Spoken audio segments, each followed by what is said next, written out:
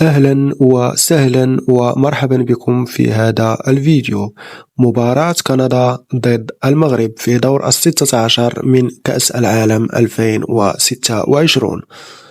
ستجرى هذه المباراة اليوم السبت 4 من شهر 7 2026 على الساعة 6 مساء بتوقيت المغرب، الجزائر وتونس، و8 مساء بتوقيت السعودية ومصر، على أرضية ملعب هيوستن بالولايات المتحدة الأمريكية.